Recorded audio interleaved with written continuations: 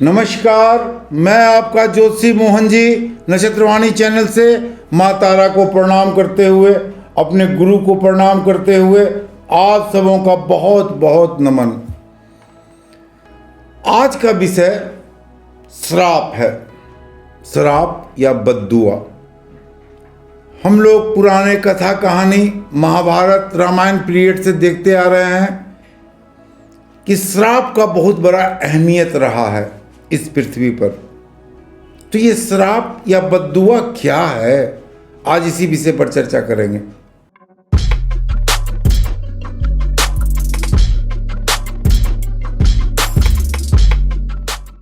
श्राप और बद्दुआ।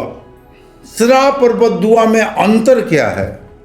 श्राप और बद्दुआ में बहुत ज़्यादा अंतर नहीं है।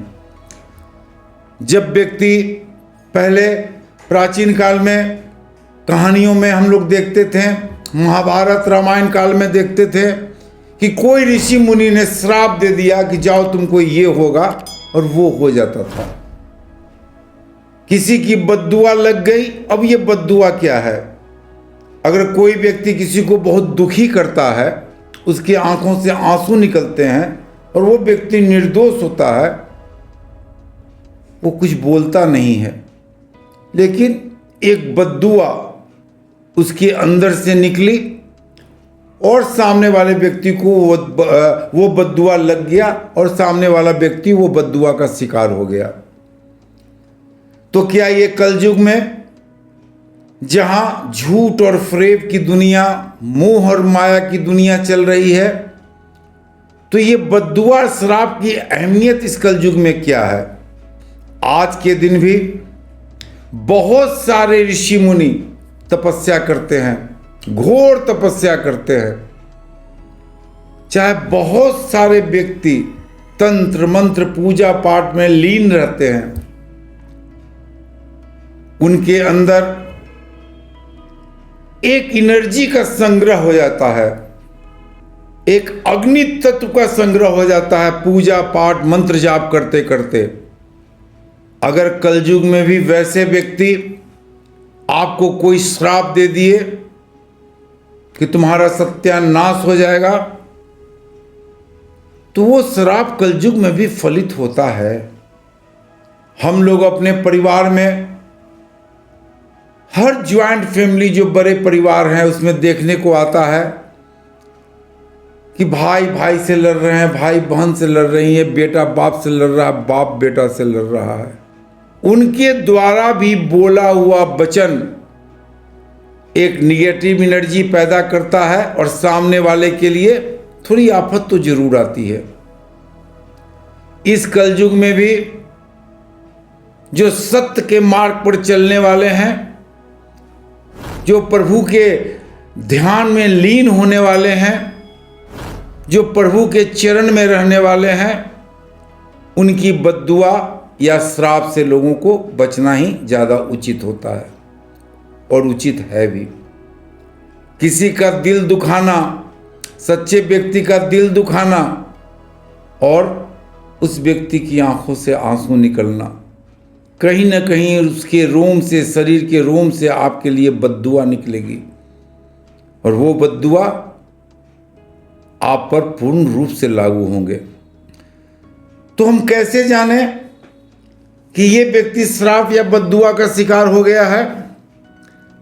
ऐसे में जो व्यक्ति लाख परिश्रम करने के बाद भी, कुंडली में ग्रह नक्षत्र काफी अच्छे होने के बाद भी, अच्छे अच्छे भविष्यवक्ता जो उनकी कुंडली देख रहे हैं और उनके अच्छे समय की भविष्यवाणी कर रहे हैं, और फिर भी वो काफी तकलीफ में है, बड़े बड़े ज्योतिषियों, बड़े बड़े ऋषि मुनि का भविष्यवाणी उन पर फेल होता है, और वो व्यक्ति हर काम में असफल होते हैं। कहीं न कहीं से, किसी न किसी श्राप से वो ग्रसित हैं। वैसे व्यक्ति जो सच के मार्ग पर चलते रहते हैं, न किसी से झंझट, न किसी से लड़ाई, लोगों के लिए भला काम ही करना, लोगों के लिए अच्छी बात सोचना। सर्वमंगल मांगल्ये शिवे सर्वार्थ साधिके शरण्यं त्र्यंबके गौरी नारायणी नमस्तुते। प्रभु सबका मंगल हो। जिनमें ये भावना रहती है, आप देखेंगे कि उनके द्वारा किया हुआ हर कार्य उनको सफलता की सीढ़ी पर चढ़ाते रहता है। श्राप युक्त व्यक्ति, जिन व्यक्तियों को कहीं न कहीं से श्राप लगा हुआ है, कहीं न कहीं से किसी की बद्दुआ लगी हुई है, वैसे व्यक्तियों के समृद्धि के द्वार हमेशा के लिए बंद हो जाते हैं और काफ़ी उन्हें तकलीफ का सामना करना पड़ जाता है। बहुत से ऐसे व्यक्ति हैं जो बहुत धन दौलत रखे हुए हैं, लेकिन मनचाहा भोजन, वो जो चाहते हैं कुछ खाना पीना, सारा बंद है उनका। वैसे व्यक्ति भी श्रापित हैं कहीं ना कहीं से। अब मैं अंत में बताऊंगा कि श्राप से मुक्ति का क्या रास्ता है। अभी मैं बताता हूं कि किन्नर का श्राप ये पूरी तरह से फलीभूत होता है, लेकिन मैंने किन्नर पर भी एक वीडियो बनाया है, लिंक में मैं उसे दे दूंगा, आप देख लें उसे। लेकिन किन्नर भी आजकल इतने प्रोफेशनल हो गए हैं कि वैसे व्यक्तियों के भी घर जाते हैं, हमको 10,000 चाहिए, 20,000 चाहिए, 50,000 चाहिए, नहीं तो श्राप दे देंगे। तो ये जो किन्नर डराने का काम करते हैं, उनका श्राप कभी भी फलीभूत नहीं होगा। लेकिन किन्नर का श्राप, जो किन्नर सही मार्ग पर चलता हुआ प्रभु के शरण में रहता है, वो व्यक्ति का दिल अगर दुखी हो जाए आपसे, तो उसका श्राप का कोई काट नहीं है। अब मैं आपको बताता हूं कि श्राप कितने तरह के होते हैं, कौन कौन से श्राप होते हैं। सर्वप्रथम सर्प का श्राप, सांपों का श्राप। सांप, सर्प शिव जी के गले में धारण होते हैं, गले में रहते हैं। और सांपों का श्राप, जो व्यक्ति अपने काफी पूर्वजों से उनके परिवार में सांप को मारते आए हैं, उन्हें काल सर्प दोष का भी शिकार होना पड़ता है और सांपों का श्राप लगता है। दूसरा, पितृ श्राप, पिता के द्वारा दिया गया श्राप। पिता के द्वारा दिया गया श्राप, जिसे पितृ श्राप भी कहते हैं। आजकल के हमारे समाज में कई दशक पहले से पिता और पुत्र में प्राय झंझट होता आ रहा है। इतिहास गवाह है कि पिता को मार के पुत्र गद्दी पर बैठ गया। तो पितृ श्राप बहुत ज्यादा व्यक्तियों पर लागू होता है। पिता से किया गया दुर्व्यवहार आपको पितृ श्राप से ग्रसित कर देगा। मातृ श्राप, माता के द्वारा दिया गया श्राप। प्रायः हम लोग को देखने में आता है कि अनचाहे रूप में भी माता कुछ न कुछ अपने पुत्र को बोल देती हैं। नहीं पढ़ोगे लिखोगे तो भीख मांगोगे। उनके मुंह से प्राय निकलता रहता है इस तरह की बात, हालांकि उन्होंने लाड प्यार दुलार से डांटने के लिए बोला है, लेकिन माता के मुंह से निकला हुआ श्राप कहीं न कहीं आपको ग्रसित करता है और कहीं न कहीं दुख भोगने पर आपको मजबूर कर देता है। भातृ श्राप, यानी भाई के द्वारा दिया गया श्राप। आजकल तो प्रत्येक घर में देखने को आता है कि भाई भाई एक दूसरे को देखना नहीं चाहते हैं,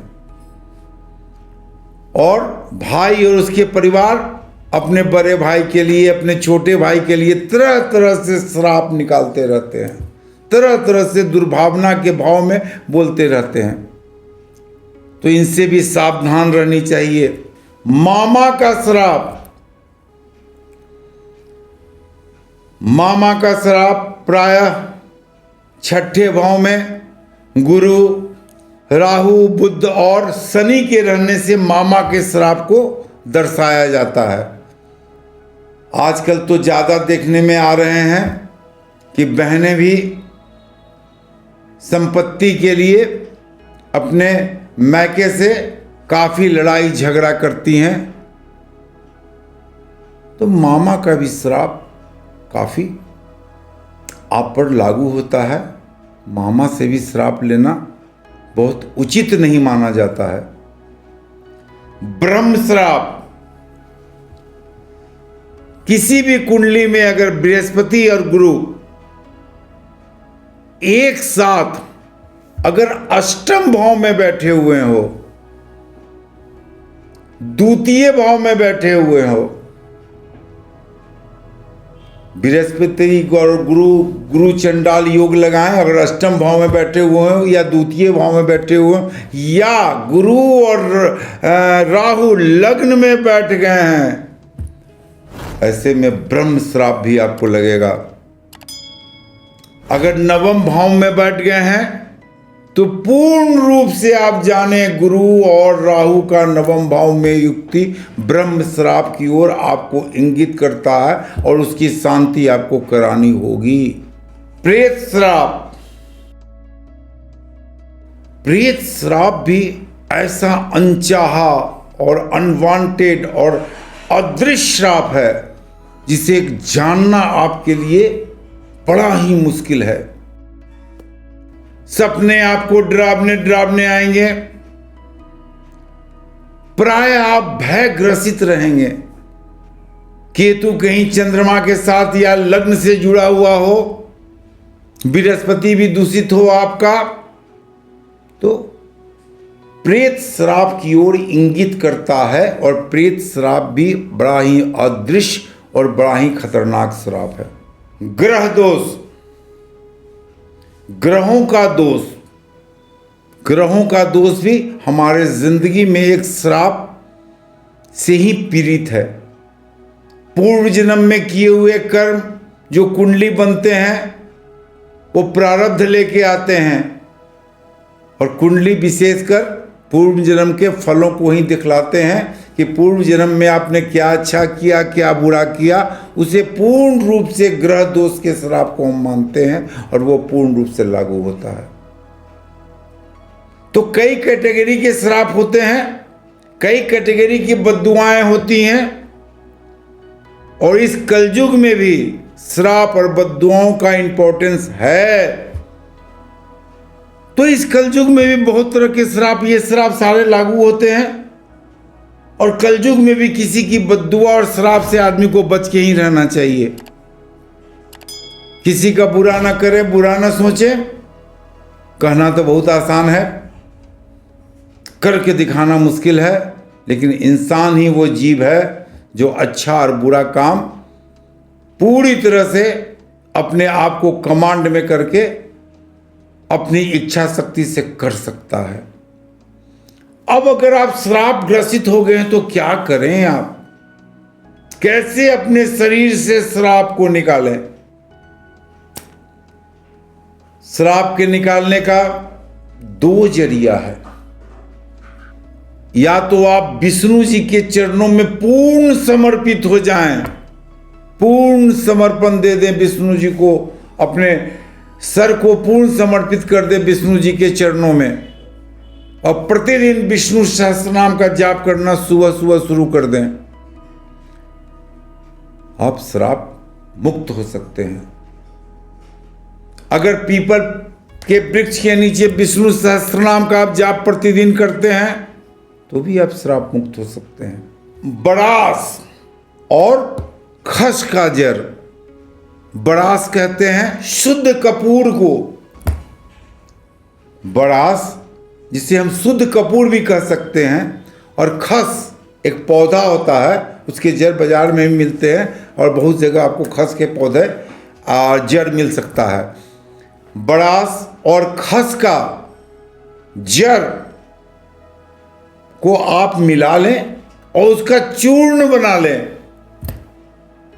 बरास यानी शुद्ध कपूर, बाजार में जितने कपूर आते हैं पूरे शुद्ध नहीं है, तो शुद्ध कपूर लें आप, जिसे हम बरास कहते हैं, और खस का जड़, दोनों को कूट कर चूर्ण बना लें मिलाकर, और नहाते वक्त थोड़ा सा चूर्ण अपने जल में डालें और उसी जल से 47 दिन तक आप नहाएं।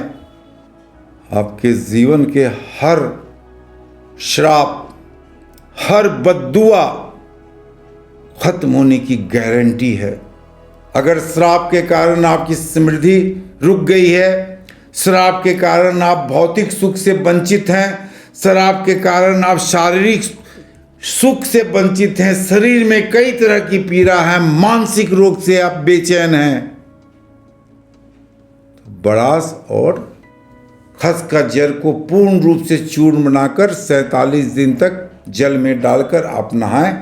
हर तरह के श्राप से आपको पूर्ण मुक्ति मिल जाएगी। मुक्ति तो मिल जाएगी, लेकिन एक तरफ मुक्ति कर रहे हैं, दूसरी तरफ आप गलत काम कर रहे हैं, फिर श्राप से आप राउंड चक्र लगा रहे हैं। बुरे काम छोड़ने होंगे आपको, शवों के सोच में जाना होगा, अच्छे कर्म करने होंगे। तो अच्छे काम करते रहें, बुरे काम का पूर्ण रूप से त्याग करें और मेरे बताए हुए मार्गों पर आप चल कर देखें। सारे संकट आपके दूर हो जाएंगे, सारे संकट दूर हो जाएंगे आपके। तो आज का वीडियो इतना ही। आप मेरे चैनल नक्षत्रवाणी को लाइक करें, सब्सक्राइब करें, शेयर करें। नमस्कार।